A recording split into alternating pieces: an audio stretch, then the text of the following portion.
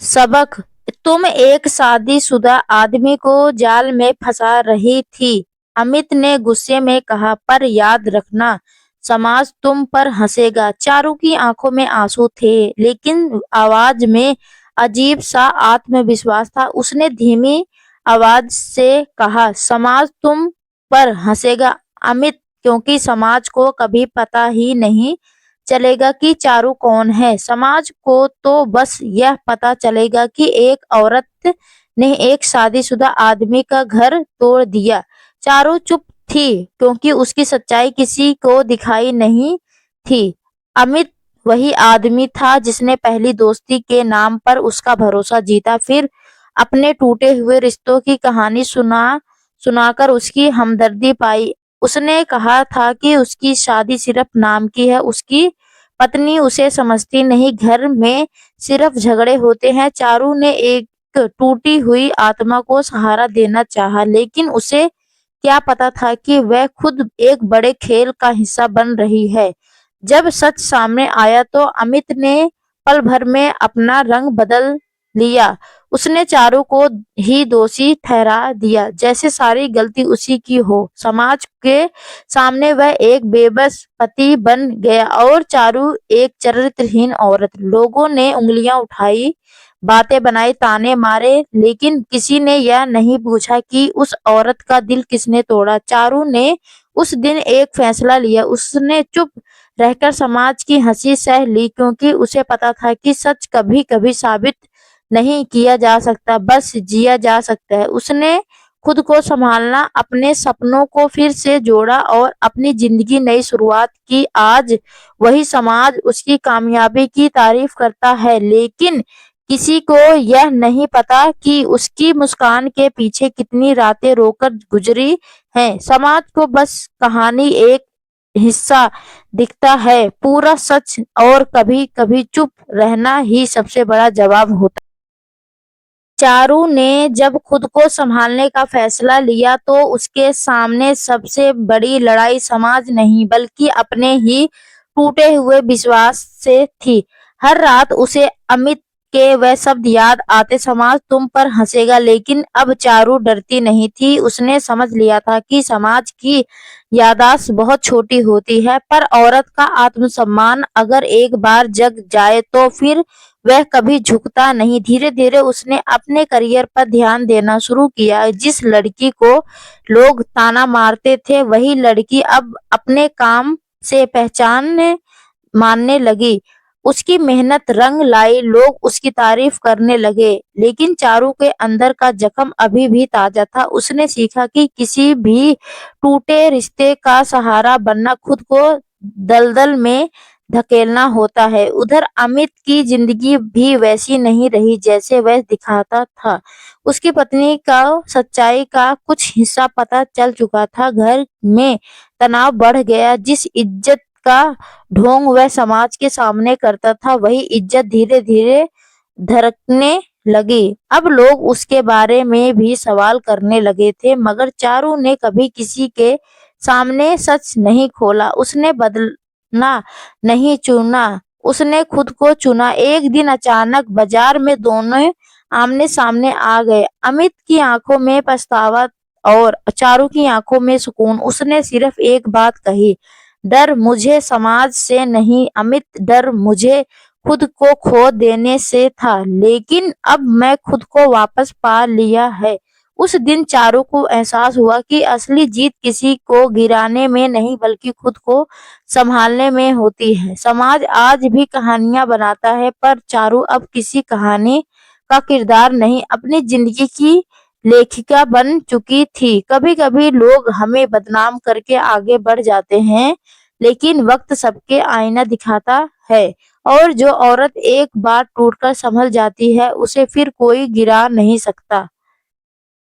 चारू ने उस दिन के बाद पीछे मुड़कर देखना लगभग बंद कर दिया था, लेकिन जिंदगी कभी-कभी अधूरी कहानियों को फिर से सामने ला खड़ा करती है। एक शाम जब वह अपने ऑफिस में लौट रही थी, उसके फोन पर एक अनजान कॉल आया। दूसरी तरफ अमित की पत्नी थी। उसकी आवाज में गुस्सा नहीं, बल्कि टूटा हुआ भरोसा था। उसने कहा, मुझे सब पता चल चुका है, लेकिन मैं तुमसे लड़ने के लिए नहीं, सच जानने के लिए फोन कर रही हूँ। चारू कुछ पल के लिए खामोश रह गई। यह वही सच था जिसे वह इतने समय से अपने सीने में दबाए बैठी थी। उसने पहली बार बिना डर के सब कुछ बता दिया। कैसे अमित ने खुद को एक मजबूर पति बताकर उसका भरोसा जीता, कैसे अमित ने उसने अपनी शादी को सिर्फ दिखावा बताया, और कैसे सच सामने आते ही सारा इल्जाम चारू पर डाल दिया। फोन के उस पर लंबी चुप्पी थी, फिर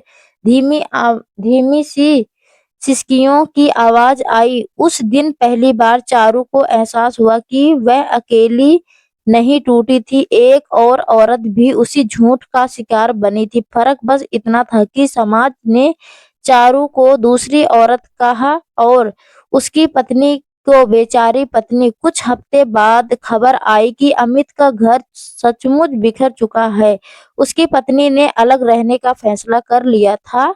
अब समाज वही था, लोग वही थे, लेकिन कहानी बदल चुकी थी। फुसफुसाहट अब अमित के नाम के साथ जुड़ने लगी थी।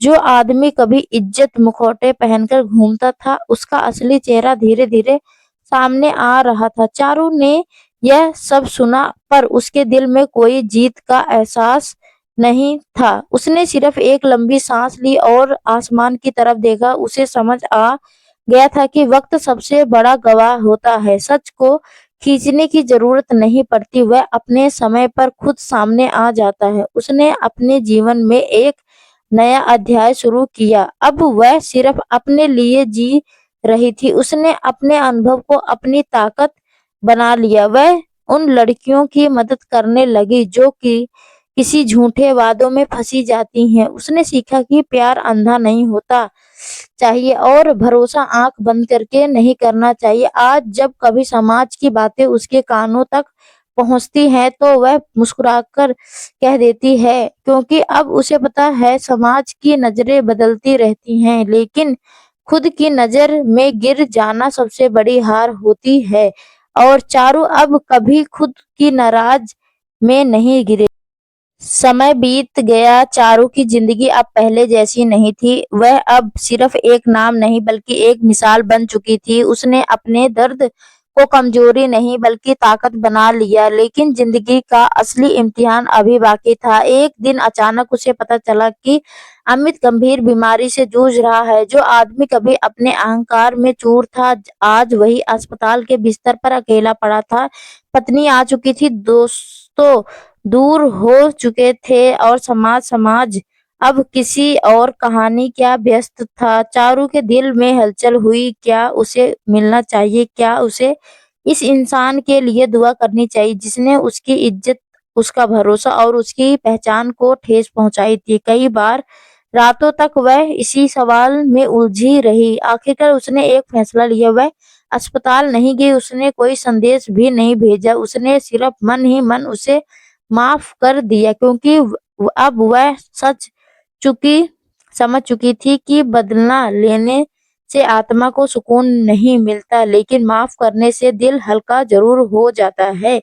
कुछ महीनों बाद खबर आई कि अमित अब इस दुनिया में नहीं रहा। समाज ने 2 दिन तक बातें की, अफसोस जताया और फिर सब अपनी जिंदगी में व्यस्त हो गए। चारू ने उस दिन अपने पुरानी डायरी के पन्ने फाड़ दिए। उसने अपने अतीत को विदा कर दिया। उसने आईने में खुद को देखा और मुस्कुराई। उसे ऐसा एहसास हुआ कि जिंदगी किसी एक इंसान के जाने से या धोखा देने से खत्म नहीं होती। आज चारू एक मजबूत, आत्मनिर्भर और समझदार औरत है। वह जानती है कि समाज की हंसी अस्थिर होती है, लेकिन खुद को सम्मान साई, और शायद यही इस कहानी का सबसे बड़ा सच है। समाज को कभी पूरा सच पता नहीं चलता, लेकिन समाज को अपनी सच्चाई के साथ जीना ही पड़ता है। चारू अब किसी की कहानी का हिस्सा नहीं, वह अपनी कहानी की नायिका है।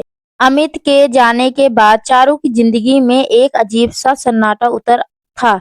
उसने उसे साफ माफ कर दिया था, लेकिन कुछ सवाल अब भी उसके भीतर जिंदा थे। क्या सच में वह सिर्फ एक शिकारी थी, या कहीं ना कहीं उसने भी अपनी आंखों बंद करके भरोसा किया था? उन्होंने सवालों ने उसे बदल लिया।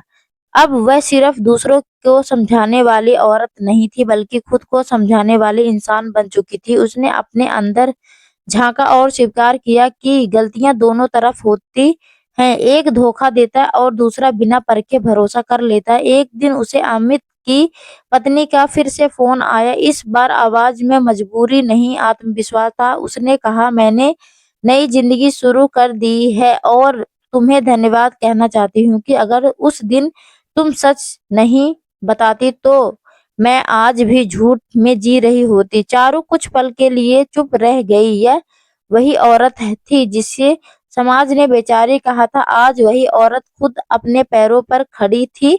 चारू को पहली बार लगा कि उसकी चुप्पी बेकार नहीं गई, उसका सच किसी जिंदगी बदल गया। धीरे धीरे चारू ने अपने अनुभव को लिखना शुरू किया। उसने रिश्ते पर भरोसा और समाज की दोहराई सोच पर लेख लिखे। उसके शब्दों के दिल तक पहुंचने लगे। कई लड़कियों उसे संदेश भेजती, दीदी आपकी कहानी हमें हिम्मत दी। और तब चारू को एहसास हुआ कि दर्द अगर सिर्फ दिल में कैद रहे तो जख्म बन जाता है, लेकिन वही दर्द अगर आवाज बन जाए तो किसी और की ताकत बन सकता है। अब समाज सबके बारे में एक मजबूरी महिला के रूप में जानते थे। कभी उसने जिसने कहा था कि समाज तुम पर हंसेगा, आज वही समाज उसकी मिसाल देता है। और शायद यही जिंदगी का असली न्याय है। समय हर कहानी का फैसला करता है और सच देर से ही सही लेकिन अपनी जगह बना ही लेता है। चारू की कहानी खत्म नहीं हुई, क्योंकि अब वह किसी भी छाप नहीं, खुद की रोशनी बन चुकी। साल बीत गया। चारू की पहचान अब सिर्फ उसके अतीत से नहीं बल्कि उसकी उपलब्धियों से जुड़ चुकी थी। उसकी लिखी हुई बातें लोगों के दिलों तक पहुंचती थी।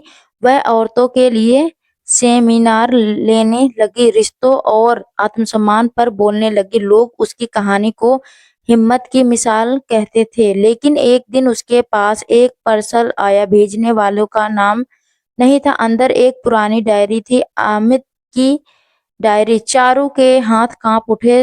उसने धीरे पन्ने पलटे। हर पन्ने पर पछतावा लिखा था। अमित ने स्वीकार किया था कि उसने चारू से झूठ बोला, उसे इस्तेमाल किया और फिर समाज के डर से उसे अकेला छोड़ दिया। उसने लिखा था, मैं डरपोक था, मैंने अपनी गलतियों का बोझ एक औरत पर डाल दिया था। अगर कभी यह डायरी चारू तक पहुंचे तो वह जान ले कि गलती सिर्फ उसकी नहीं थी, सबसे बड़ा गुनहगार मैं था। चारू की आंखों से आंसू बह निकले। उतने सालों बाद सच शब्दों के सामने था। वह सोचने लगी कि अगर यह सच उस वक्त सामने आ जाता तो क्या उसकी जिंदगी अलग होती। लेकिन अगले ही पल उसने डायरी बंद कर दी, क्योंकि अब उसे किसी सफाई की जरूरत नहीं थी। समाज की अदालत में नहीं, उसने खुद की अदालत में खुद को बारी बारी कर दिया था।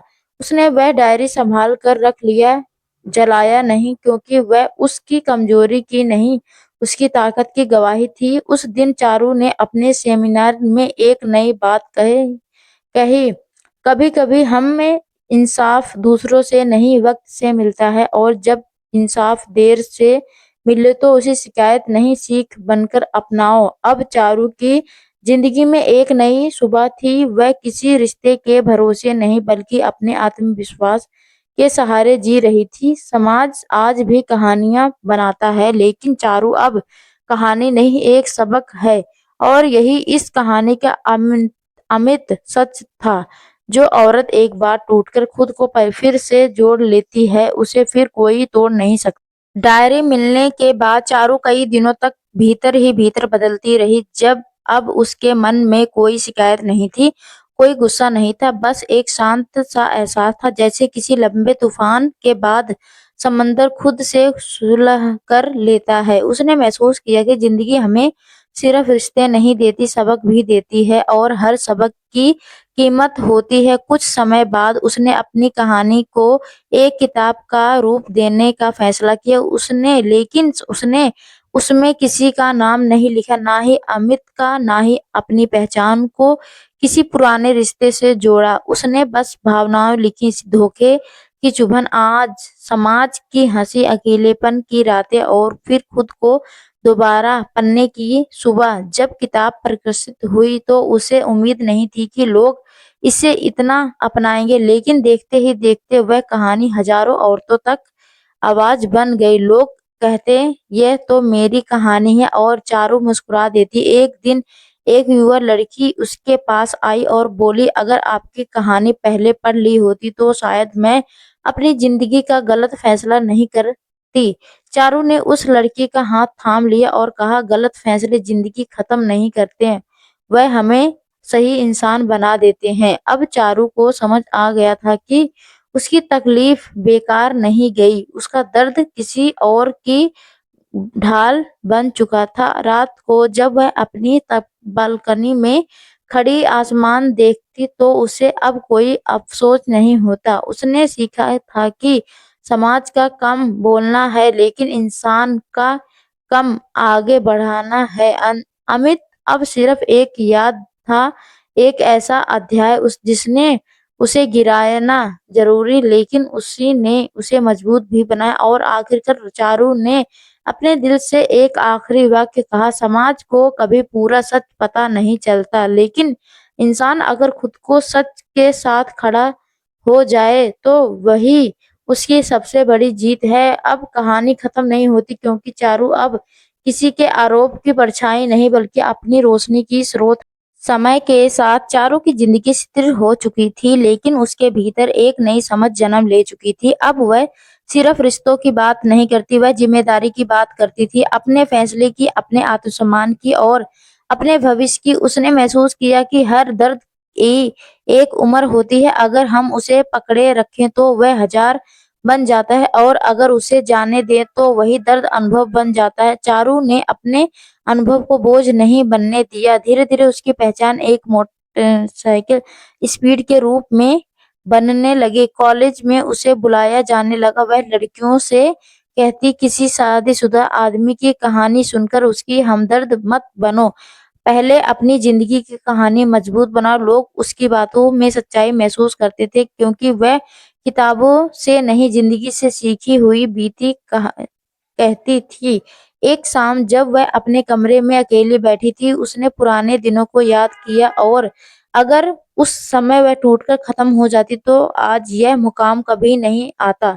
उसने समझा कि कभी-कभी जो इंसान हमें गिराता है वही हमें हमारी असली ताकत से मिलवाता है। उसने अपनी डायरी में लिखा, मैं किसी की गलती का परिणाम नहीं हूँ, मैं अपने संघर्ष का परिणाम हूँ। और सच यही था। अब अगर समाज उसके बारे में कुछ भी कहे तो उसे फर्क नहीं पड़ता है, लेकिन आत्मसम्मान की आवाज भीतर से। चारू की कहानी किसी एक औरत की नहीं रही, वह उन सभी औरतों की कहानी बन गई जो कभी, और शायद यही इसी पूरी कहानी का असली अंत है।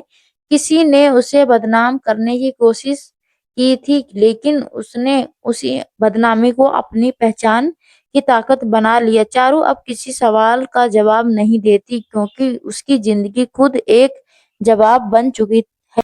चारू की जिंदगी अब शांत थी, लेकिन वह ठहराव नहीं था, वह पवित्रता थी। उसने सीखा था कि जिंदगी में सबसे बड़ी जीत किसी को गलत साबित करना नहीं, बल्कि खुद को सही साबित करना होती है।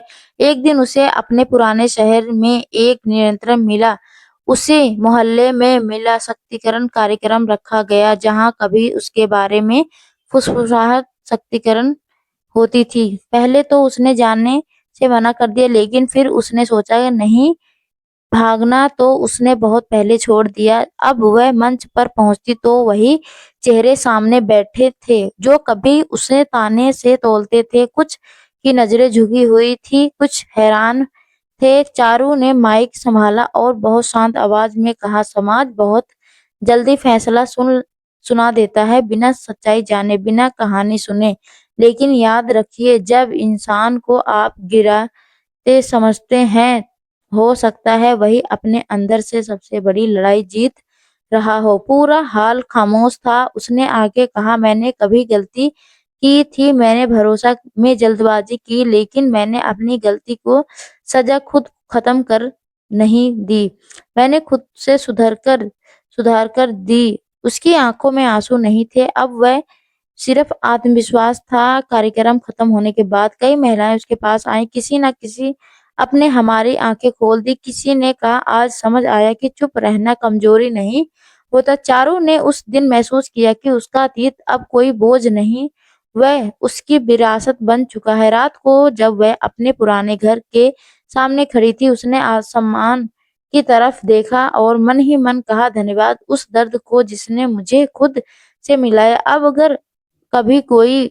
अतीत का जिक्र करता तो वह मुस्कुरा देती, क्योंकि उसे पता है कि जिस दिन इंसान अपने मन सच को स्वीकार कर लेता है, उसी दिन समाज की आवाज खुद ब खुद धीमी पड़ जाती है। चारू की कहानी यही खत्म नहीं होती, क्योंकि अब वह सिर्फ अपनी नहीं, अनगिनत औरतों की उम्मीद बन चुकी है, और यही इस पूरी कहानी का अंतिम संदेश है। समाज की हंसी स्थायी होती है, लेकिन आत्मसम्मान की जीत हमेशा के लिए।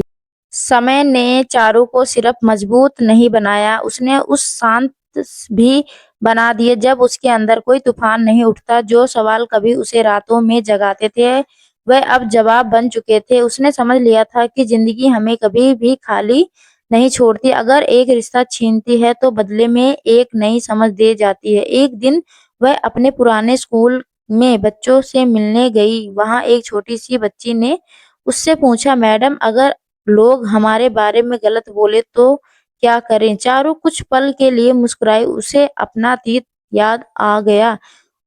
तो उसने बच्ची से सिर पर हाथ रखा, अगर तुम सच में गलत नहीं हो तो तुम्हें हर आवाज का जवाब देने की जरूरत नहीं। कभी कभी समय खुद तुम्हारी तरफ बोलता है। उसे एहसास हुआ कि अब वह दर्द की कहानी नहीं सुनती, बल्कि उम्मीद की कहानी बन चुकी है। चारू ने अपनी जिंदगी में एक और बड़ा फैसला लिया। उसने एक ट्रस्ट शुरू किया, जहां वहां उन औरतों की कानूनी और मानसिक सहारा देने लगी जो रिश्तों के नाम पर धोखा खा चुकी हैं। अब वह सिर्फ सलाह देने नहीं थी, वह सहारा।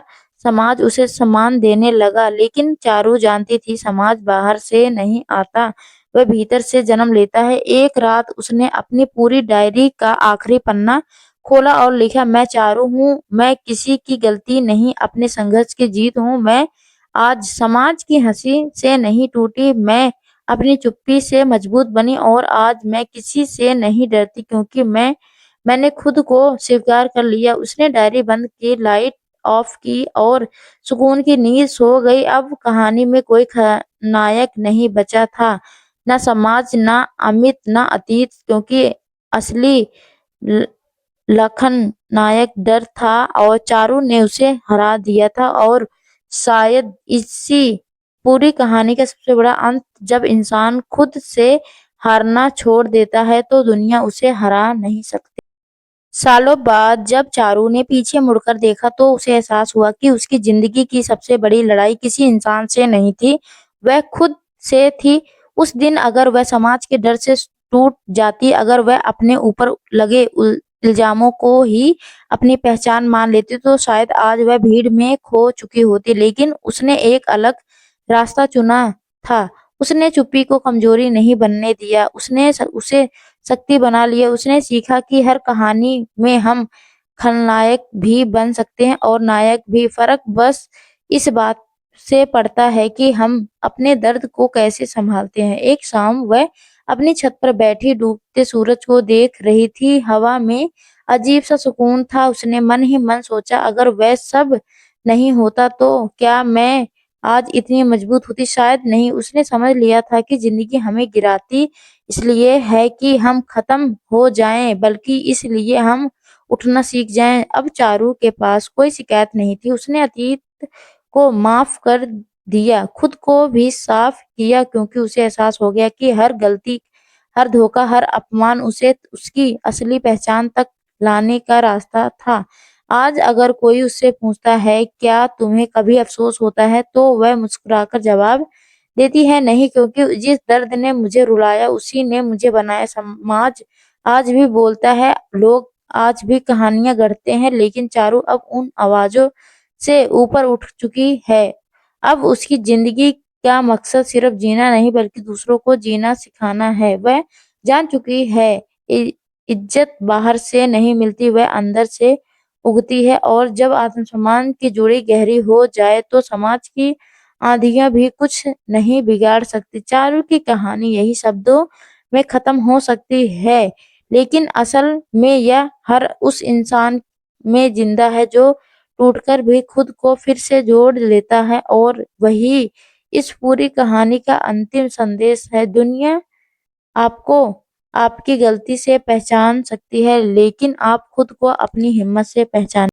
कहानी यहीं खत्म हो सकती थी, लेकिन जिंदगी कभी इतनी सीधी नहीं होती। एक दिन चारू को अपने पुराने मोहल्ले से गुजरना पड़ा। वही गलियां, वही दीवारें, वही खिड़कियां जहां कभी उसके नाम की फुसफुसाहट होती थी। उसने देखा समय ने सब बदल दिया। कुछ चेहरे ढूंढ बूढ़े हो चुके थे, कुछ घर खाली हो चुके थे, लेकिन सबसे ज्यादा जो बदला था वह खुद चारू थी। पहले वह इन रास्तों से गुजरते हुए सिर झुका लिया करती थी, आज उसका कदम ठहरता हुआ था, नजर सीधी थी। उसे किसी को कुछ साबित करने नहीं था। उसी दौर एक बुजुर्ग महिला ने उसे पहचान लिया, वही महिला जो कभी उसके बारे में सबसे ज्यादा बातें करती थी। उन्होंने धीरे से कहा, बेटी उस समय हम गलत थे, हमने बिना जाने फैसला कर लिया था। चारू ने बस हल्की सी मुस्कान दी। उसने कहा, कोई बात नहीं आंटी, उस समय मैं भी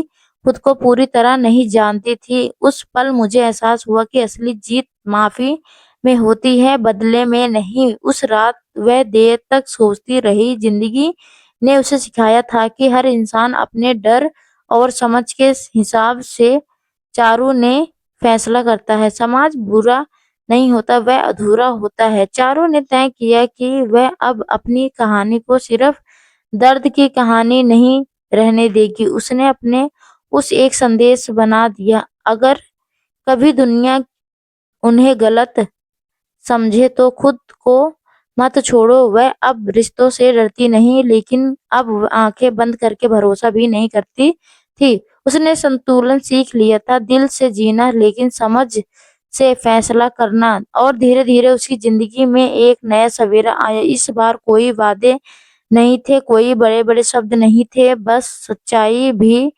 थी।